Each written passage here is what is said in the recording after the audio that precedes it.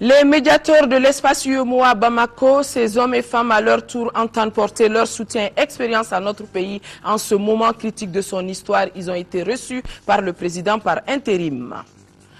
La presse malienne est reconnue être une presse dynamique depuis l'indépendance. Des journalistes talentueux se sont relayés pour relever le défi de l'éthique. Aujourd'hui, ils ont un œil critique sur l'exercice de la profession. Nous sommes lundi 24 septembre. Mesdames et messieurs, bonsoir et bienvenue dans cette édition.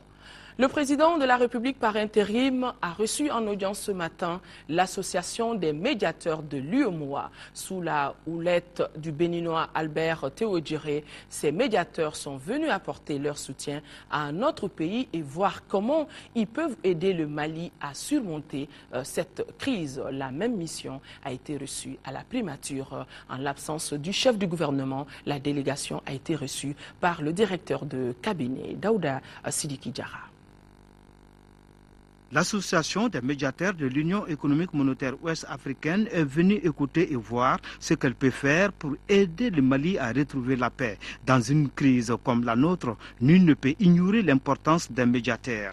C'est le sens de cette audience avec le président de la République qui se situe dans le cadre de la solidarité au sein de l'UEMOA. Nous sommes venus apporter au président de la République du Mali le soutien des médiateurs de l'UEMOA. Nous sommes venus le faire dans le cadre des 52 ans d'indépendance, qui rappellent la douleur, les épreuves du peuple malien aujourd'hui. Nous l'avons fait également en essayant d'apporter notre contribution spécifique à ce qui se passe au Mali aujourd'hui. Nous allons rencontrer tous les acteurs que nous pouvons rencontrer. Nous avons vu déjà le Premier ministère. Nous sommes ici à la présidence de la République. Nous serons cet après-midi à Kati. Nous verrons le capitaine Sanogo. Nous verrons, si Dieu veut, les anciens présidents, Moussa Traoré et Alpha Omar Konaré. Nous verrons les diplomates pour suggérer d'abord une écoute plus large, attentive de ce que le Mali veut. Le Mali est un grand pays qui est agressé dans ses valeurs et dans son territoire. Nous souhaitons, nous, à notre place, faire en sorte que les solidarités s'élargissent, s'organisent, et que les valeurs islamiques, largement partagées par le monde entier, permettent de limiter la justice expéditive, etc., etc. Auparavant, les médiateurs ont été reçus par le directeur des cabinets de la primature. Ici, la situation sécuritaire a été également évoquée. Pour le directeur des cabinets, on fait face à un déficit de communication car, dira-t-il, si on est hors du pays, on a l'impression que le Mali vit dans une situation chaotique.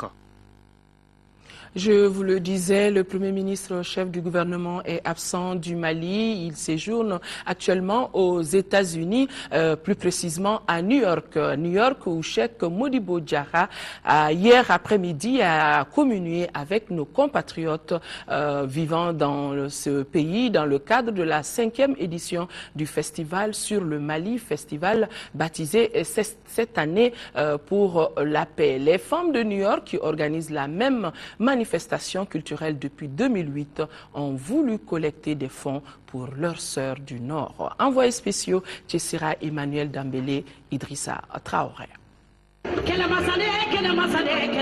La présence d'artistes de la sous-région ouest-africaine sur le même podium à New York, un prétexte bien trouvé pour rassembler tous les Maliens de cette ville et manifester la solidarité envers les femmes du nord du Mali. L'initiative est de l'Union des associations des femmes maliennes de New York qui a voulu collecter cette année des fonds au profit de leurs sœurs du Nord. Cette année, on a intitulé ce festival, on a dit Festival de la paix, compte tenu de la situation actuelle au Mali. On a dit Festival de la paix. Raison pour laquelle on s'est habillé en blanc, on a imité l'habillement des nordistes, des femmes nordistes, pour dire que nous sommes solidaires, nous sommes sensibles à leurs problèmes. Donc on est, malgré qu'on soit jusqu'aux États-Unis, mais on est de cœur avec elles. Raison pour laquelle on a même invité des artistes du Nord. On essaie de faire une collecte de fonds pour pouvoir aider, quoi. Si on gagne un peu, on va envoyer aux enfants ou bien à nos sœurs qui sont là-bas au nord. Initialement baptisé Festival de New York, c'est la 5e fois que cette manifestation a lieu sur cette même place au lendemain d'un 22 septembre. Une forte délégation malienne venue de Bamako a été invitée à ce regroupement où toutes les idées étaient tournées vers un Mali en paix et unifié. Pour le chef du gouvernement, il s'agit d'une manifestation de solidarité et les Maliens doivent rester soudés pour faire face aux défis de l'heure. Tous les Maliens partagent la même vision d'un Mali en paix avec lui-même, un Mali en paix avec le reste du monde, un Mali où tous les enfants vont avoir accès à une éducation de qualité, à des soins de qualité. Mais pour ce faire, nous avons besoin de l'unité au niveau de la nation. Donc, je vous prie tous de travailler ensemble, la main dans la main, pour que nous puissions atteindre cette unité, car lorsque nous sommes unis, rien ne pourra nous faire défaut. Lorsque nous sommes unis, nous pourrons tout accomplir. Moment de retrouvailles, pas seulement pour les femmes maliennes de cette ville, mais aussi pour leurs époux et pour leurs enfants. Des moments choisis pour réitérer tout leur soutien aux autorités maliennes pour un Mali un et indivisible. Tchessira Emmanuel Dambélé, on pourra juste ajouter, la solidarité reste bien malienne, même au-delà de nos frontières.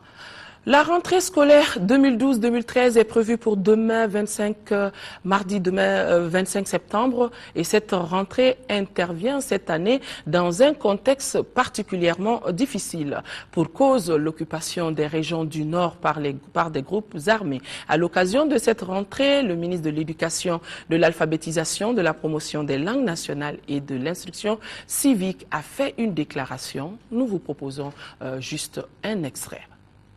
Depuis janvier 2012, notre pays est confronté à la dégradation de la situation sécuritaire dans sa partie septentrionale, consécutive aux événements tragiques qui s'y jouent encore. Ces événements, est-il encore besoin de le rappeler, constituent un drame humain sans précédent qui se traduit par un exode de population. En détruisant les structures de formation et d'encadrement, en entraînant le déplacement des élèves et des enseignants, en provoquant la perturbation et l'arrêt des activités pédagogiques, cette crise a tout simplement ébranlé l'école en profondeur. En cette circonstance, je formule les vœux les meilleurs pour notre pays et plus particulièrement pour notre école, pour nos enfants, pour nos jeunes. Que Dieu nous aide dans notre détermination et dans nos efforts pour reconquérir notre unité, pour rebâtir notre école. Alors, nous sommes avec le ministre Adama Ouane. Restons avec lui pour vous signaler que ce matin, il a eu à recevoir l'association des écoles privées agréées du Mali. À l'issue de la rencontre, l'association a levé son mot d'ordre de grève. La déclaration est lue ici par Ibrahima Rémi Doumbia, le secrétaire général de l'association. Des propos qui nous ont été recueillis par Boubacar Sissoko. Après des échanges sur la situation scolaire qui prévaut dans notre pays, l'AEPAM et le ministère ont convenu de ce qui suit. Le ministère de l'Éducation et de l'Alphabétisation poursuivra ses efforts pour diligenter le paiement des frais scolaires et des demi-bourses. Le ministère a mis à la disposition des établissements la copie électronique des nouveaux programmes de 11e année de l'enseignement secondaire général. Les critères d'orientation ont fait l'objet d'échanges francs et constructifs entre les deux parties. Les deux parties ont convenu de la nécessité de conjuguer leurs efforts pour surmonter les difficultés actuelles que traverse notre pays en général et l'école malienne en particulier. En conséquence, l'AEPAM, consciente de ses responsabilités vis-à-vis des enfants et des parents de notre pays, invite tous ses adhérents à prendre les dispositions nécessaires pour une rentrée effective des classes aux dates indiquées par le département de tutelle. Bamako le 24 septembre 2012, pour le bureau de l'AEPAM, le secrétaire général Ibrahima Rémi Doumbia.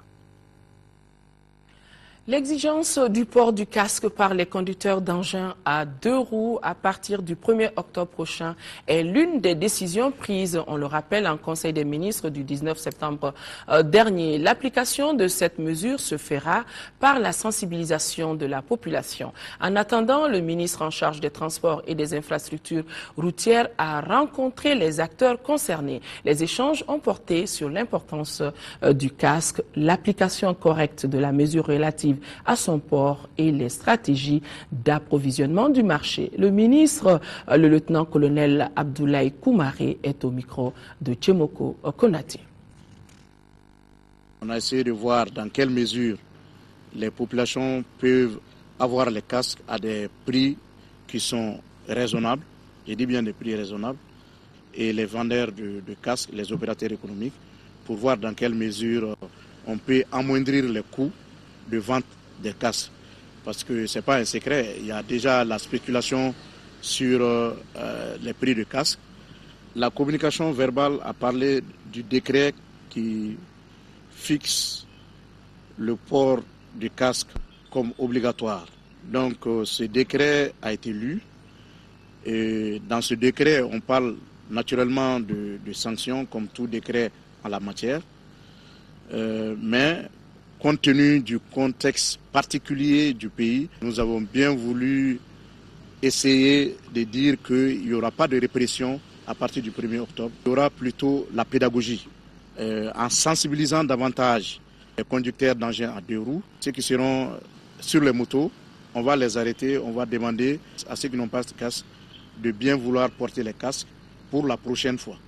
On va les inviter, les éduquer, les former à porter les casques. Se bousculent à nos portes, et cela malgré la crise qui frappe notre pays. Ils sont porteurs de projets miniers, de quoi rassurer les opérateurs du secteur minier. Les responsables de sociétés évoluant dans d'autres pays et qui sont intéressés par le projet minier de notre pays ont présenté ce matin aux géologues et aux chefs du département des mines leur projet. Reportage Fademba Keita. Les films projetés ont largement expliqué les ambitions des responsables des sociétés qui sont INRC, Erosion Natural Resources Corporation et Taurus Gold. Présente au Mali depuis 2006 pour une durée minimum de 30 ans, elle s'intéresse déjà au gisement de bauxite de Faléa, ceux du nord de Sikasso et de l'ouest de Bamako. Avec une prévision de plus de 300 emplois, ces sociétés qui opèrent sur le sol malien sont des acteurs de la relance de notre économie. La première des choses que nous allons faire en ce moment, c'est de commencer à travailler sur le projet de Bakolobi qui est à sa phase préliminaire d'exploration. C'est emboîter pratiquement le pas aux sociétés comme Randgold ou Avion qui opèrent dans la même zone où Bakolobi, le projet de Taurus Gold, se trouve. C'est pour pouvoir produire de l'or à partir de cette zone. Les géologues maliens se réjouissent de la présence de ces sociétés minières qui excellent dans 2 autres pays de la sous-région, à savoir le Burkina Faso et la Côte d'Ivoire. Cette société a racheté les actions d'une société qu'on appelle Kamek, qui avait dans son portefeuille minier le projet de bauxite de Faléa. Cette société a évolué vraiment dans la recherche au Mali. Ils ont mis leur dévolu actuellement sur les recherches d'or. Donc INRC, c'est une société qui est constituée d'abord des actions de Kamek qui étaient sur des minéraux comme le fer, comme le cobalt, comme le cuivre, et une partie de Taurus qui s'intéresse vraiment au projet de fer. Donc l'exposé d'aujourd'hui, la rencontre d'aujourd'hui, c'était de présenter cette société vraiment à l'administration minière, leur montrer ce que vraiment ils sont en train de faire au Mali. La société INRC, Erosion Natural Resources Corporation, qui emploie plus de 100 000 personnes à travers le monde, est parmi les premiers producteurs de fer, de manganèse, d'aluminium et de charbon. Solidarité à l'endroit des déplacés du Nord. Les ressortissants de la commune de Bamba résidant à Bamako ont remis ce matin un important lot de médicaments à leurs parents restés sur place à Bamba, et cela malgré la crise sécuritaire. Ce geste devra contribuer à l'amélioration de la santé des populations de la commune de Bamba. Je rappelle que Bamba, c'est dans la région de Gao. L'artiste Babani Koné, désormais ambassadrice de la campagne Tous et Chacun pour une réduction de la mortalité maternelle, néonatale et infantile. Elle est une initiative de nos plus hautes autorités et de la société civile. L'ambassadrice a donc lancé le 22 septembre dernier, fête de l'indépendance du Mali, son programme d'information et de sensibilisation. Et cela, c'était en présence de notre reporter Garibou Pérou. Mourir en donnant la vie ou mourir dès les premières heures de naissance, tels sont les combats auxquels le département en charge de la santé de notre pays fait face. Pour atteindre les objectifs, l'État préconise des campagnes d'information et de sensibilisation. L'artiste, c'est la communication et la santé aussi. Pour avoir une bonne santé, il faut avoir bien communiqué à des populations, à des femmes, à des jeunes. Sans la communication, la santé ne peut pas du tout diffuser. La réduction de ces décès ne peut s'effectuer que lorsque chacun à son niveau s'implique, puisqu'il s'agit là d'une question de santé publique. Cette journée vise à toucher le maximum des femmes et d'hommes pour un changement et comportement qui est plus que nécessaire pour mener le combat pour la réduction de la mortalité maternelle, néonatale et infantile. Pour faciliter la réussite de cette campagne d'information et de sensibilisation qui s'inscrit en parfaite harmonie avec la politique nationale, les femmes doivent obligatoirement faire des consultations prénatales et des vaccinations afin que les techniciens puissent suivre l'évolution normale de la grossesse. L'ambassadrice de cette campagne, Babani Koné, a profité de cette occasion pour présenter son homonyme. Il s'agit de celle-là, abandonnée par sa mère dès les premières heures après l'accouchement. L'ambassadrice s'engage à mettre alors une fortune au compte de son homonyme. La libération des armes du Mali bloquées dans certains pays de la CEDEAO et la tenue d'une concertation nationale sont entre autres les exigences de la coordination des organisations patriotiques du Mali, COPAM. L'information a été donnée ce matin à la faveur d'une conférence de presse organisée à la Maison de la Presse. Conférence de presse qui a porté sur la libération des armes du Mali bloquées dans certains pays de la CEDEAO.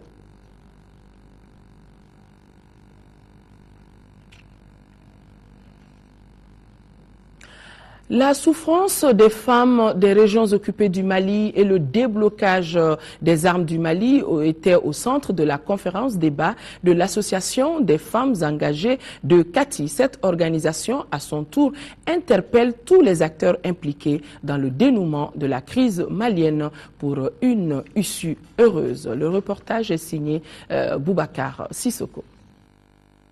L'association des femmes engagées de Kati a planché sur la souffrance des femmes des régions occupées du Mali. Les débats ont également porté sur la situation des armes du Mali bloquées au niveau de certains ports. Tous les intervenants ont déploré le retard pris dans la libération des zones occupées.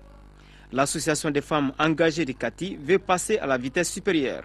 Elle entreprendra des actions dans les jours à venir pour se faire entendre. Pour libérer le Nord, il faut qu'on libère les armes d'abord. Et la situation qui évoque aujourd'hui au Nord, violence faite aux femmes, nous ne sommes plus d'accord. Il faut que ça cesse. Si les hommes ne sont pas prêts à aller au Nord, nous on va aller au Nord. Et pourquoi? Le territoire là c'est pour nous tous. Hein. Le Mali est un et indivisible. Le Mali sera un et indivisible aussi. À cet effet, les femmes de Kati comptent mettre leur engagement en exécution. Même s'il faut qu'elles se rendent sur le front pour libérer nos régions sous occupation, ont-elles indiqué. À Koulikoro, le 52e anniversaire de l'indépendance de notre pays a été célébré dans la simplicité au centre d'instruction Boubacar Sadassi. On le voit sur ces images. C'était au cours d'une cérémonie de prise d'armes que les autorités administratives, les forces militaires et paramilitaires ont rendu hommage au père de l'indépendance. Après un défilé militaire de différents ordres de bataille, notamment la protection civile, la gendarmerie, la garde nationale et 2 sections de la 323e compagnie de support de Koulikoro. On le voit aussi sur ces images, le gouverneur de région Alaï Tessougé, dans son allocution, a prôné l'union sacrée de tout le peuple pour une sortie de crise. Autre lieu de célébration de la fête d'indépendance de notre pays, les Amis du Mali en Virginie. En Virginie, c'est aux États-Unis. Les Amis donc du Mali en Virginie ont célébré le 22 septembre hier à Richmond. Une célébration qu'ils ont organisée pour témoigner leur solidarité au peuple malien tout en informant l'opinion publique américaine sur la crise que traverse le pays. La Virginie, qui est le premier État des États-Unis à dispenser des cours d'histoire sur le Mali depuis de nombreuses années déjà. Salif Sanogo a assisté à cet événement et son reportage est le suivant. Avec leur pays d'adoption, les Amis du Mali en Virginie le sont. Une solidarité agissante d'ailleurs, puisque depuis le début de la crise, ils se sont mobilisés pour apporter leur soutien. Et en organisant cette manifestation commémorative du 22 septembre, Robin Edward Poulton, alias Makital, et ses amis ont voulu célébrer le Mali et sensibiliser également l'opinion publique américaine. Tout à fait, nous sommes déchirés. Le Mali pour moi c'est mon pays d'adoption. Le Mali pour moi c'est 30 années de ma vie. Le Mali pour moi c'est l'enfance de mes enfants. C'est déchirant de voir ce qui se passe. Je fais tout ce qu'on peut ici pour secourir le Mali, pour soutenir nos amis, pour aider le Mali à trouver les solutions qu'il faut. Et une façon de faire ça, c'est de célébrer comme il se peut et comme il se doit l'anniversaire des 52 années du Mali, mais aussi de profiter de la fête pour informer les gens ici.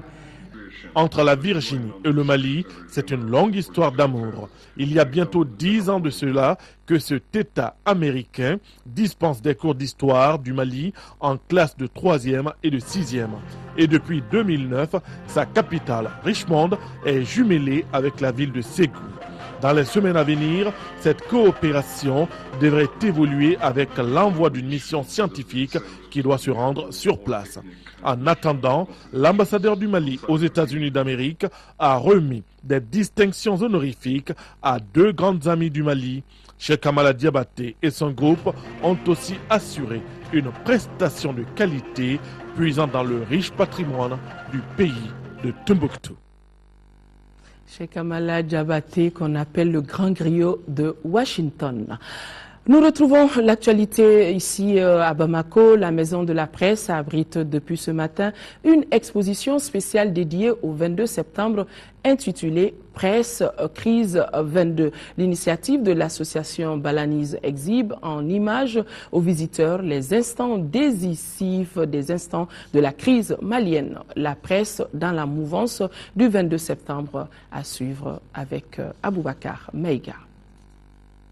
Après son lancement à la médiathèque de Médina Kouroua, l'exposition Presse Crise se transporte à la Maison de la Presse en version plus améliorée.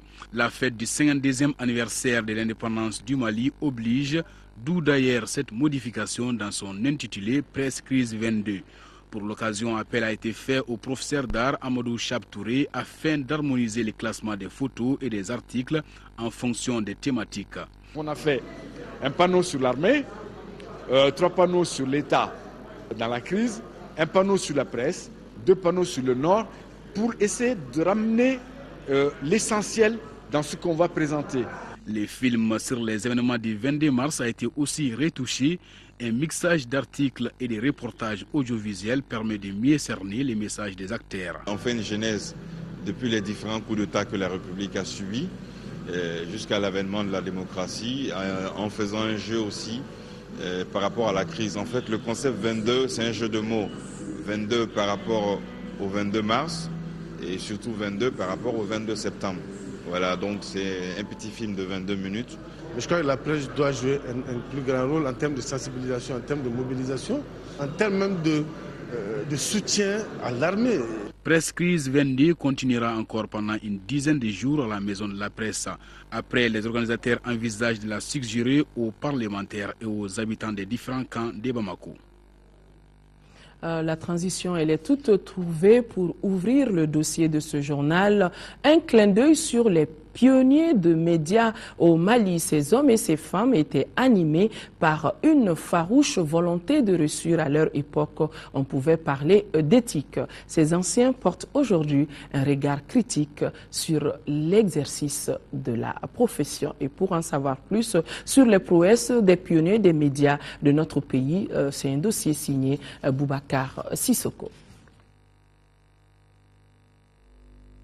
Les hommes des médias des années 60 ont accompagné les nouvelles autorités aux premières heures de l'indépendance du Mali. Ces pionniers des médias se sont mis à la tâche pour réussir cette nouvelle mission. Ils étaient motivés par l'éthique et surtout animés de courage et de patriotisme pour écrire une nouvelle page de l'histoire du Mali. Nous, on était plutôt omnibulés par le patriotisme qu'on avait en nous. C'était ça qui était important pour nous. Et on était une famille. Vous avez vu, jusqu'ici, on est quand même une famille.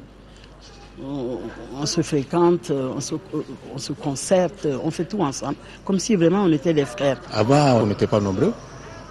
Le travail se faisait très bien. Chacun avait son compte. Et la radio et la presse écrite, c'était très bien. On travaillait dans un cadre très propre. Maintenant, c'est un peu différent. Il y a trop de médias. C'est beaucoup, hein. Il est difficile de mettre de l'ordre dans tout ça.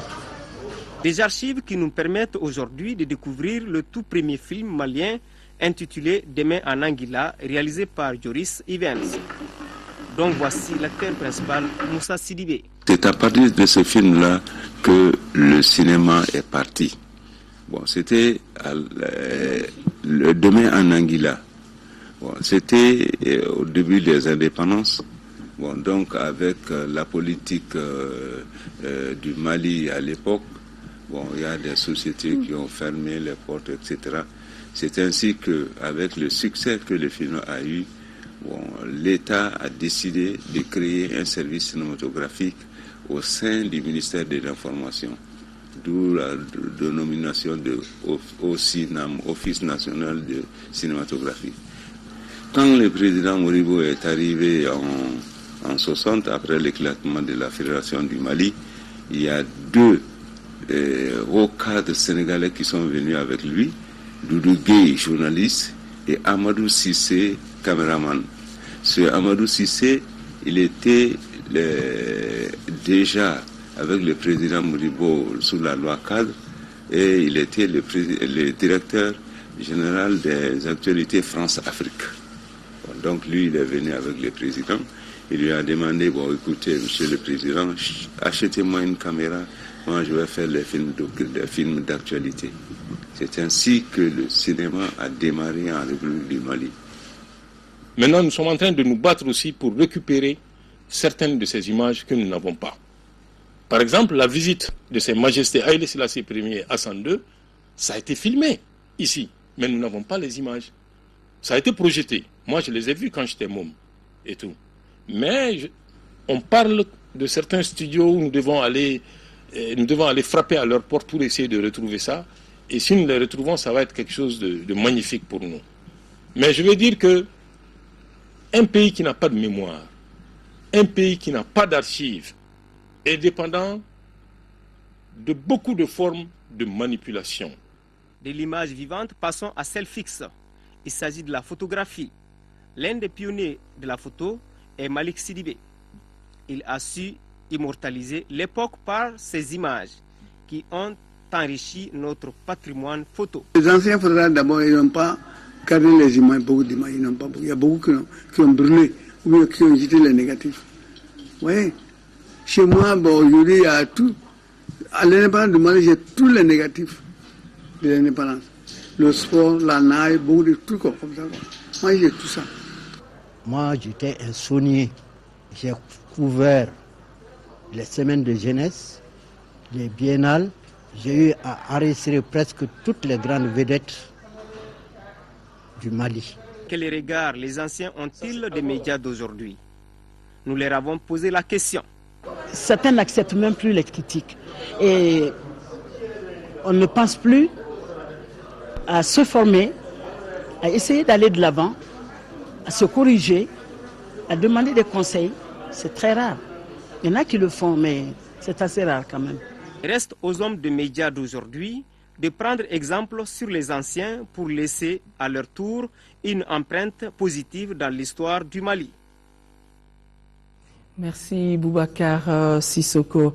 Dans le cadre de la célébration, toujours dans le cadre de la célébration de notre fête d'indépendance, le bi-hebdomadaire 22 septembre sort une édition spéciale.